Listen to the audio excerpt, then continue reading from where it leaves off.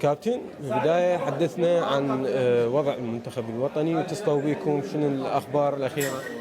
بسم الله الرحمن الرحيم، تحياتنا لكم. أكيد يعني البارحة كان عندنا فحص مال كورونا مقر الاتحاد العراقي، كان أغلب اللاعبين متواجدين، أخذنا المسحة ويعني بعد يعني تبليغات توصلنا يعني بالواتساب. لحد الآن ما مبلغكم بشكل رسمي على موعد المغادرة؟ لا ما ملغينا، بس أتوقع يعني يوم 7. يعني أكملتوا الفحوصات بشكل تام؟ يوم بالنسبة لأثير في الفترة الأخيرة موضوع انتقال الكابتن سعد ناطر إلى الدوري السعودي، حدثنا عن هذا العقد.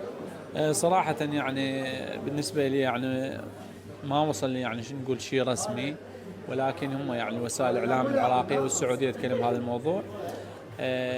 لحد هاي اللحظة مثل ما قلت لك ماكو شيء رسمي لا لي ولا للنادي.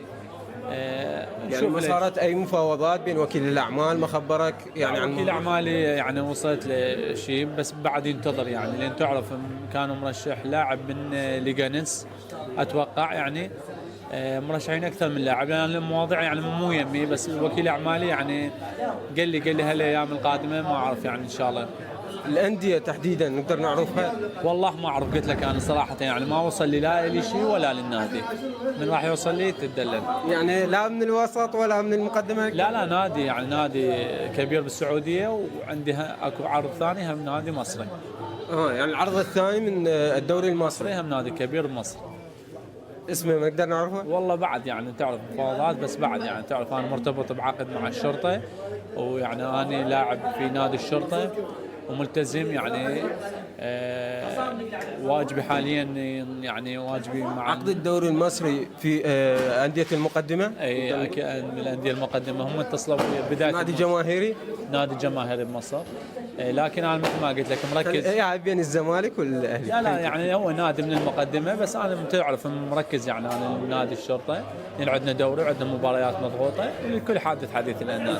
تكلمت مع نادي الشرطه حول هذا الموضوع ولا لا قلت لك انا ما وصلنا اي شيء رسمي من اللي بالسعوديه، لا يعني لا لي ولا للنادي، ويعني من يوصل اكيد راح يوصل للنادي، النادي يبلغني لان انا بشكل عام.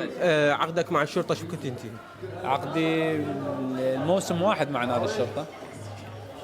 اكو شرط بانه في حال عرض ما عندنا انا ونادي الشرطه ما عندنا شرط، وما عندنا بهاي الامور هم نادي ان شاء الله، ويعني انا لاعب لهذا النادي وملتزم ويعني مستعد لاخدم من هذا النادي وجماهيره.